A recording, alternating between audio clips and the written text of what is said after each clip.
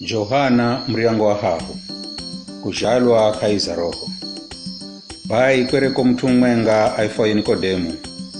Nikodemu weri ni kilongozi wa Yahudi aliyekala kaiza chama cha Mafarisayo.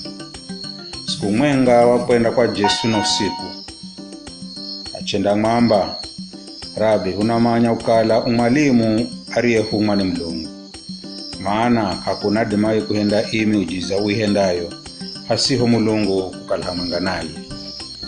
Yesu akimwamba, ninakwambira ujeri wenye mtu asiojalwa lwahiri kadima kuona utawali wa Mulungu. Nikodemu akiuza akiamba, mtu adimaze kujalwa kaheri kaladza kalamtumia vize nadima kwangira kaheri ndani mwa mameye akajalwa. Yesu akimwamba, ninakwambira ujeri wenye mtu asiojalwa na madzi na roho kadima kwangira utawali wa Mulungu. Kijalwacho ni mwiri, na kijalwacho ni roho. Usangalale kwani ndijo nena pamba, suti mujalwe lwahiri lola. Peho ni kuvumako kosi henzako, nadima kwisikira vumako ela kudima kumanya ilako hedu yendako. Bai ndo virijo na kila mtu ajalwaye ni roho. Nikodemu akiamba, mautu gano ganadima ukaladze? Yesu akiamba, umwalimu wa Israeli elako mautu gaga kugamanya.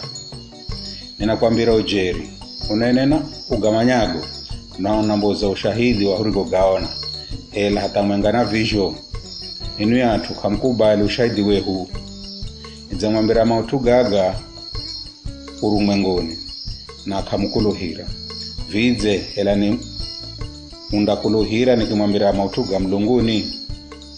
Hakuna mtu aliyekwenda Mlunguni asikala iye aliyetima kula Mlunguni, ambaye ni mwana wa Mudamu.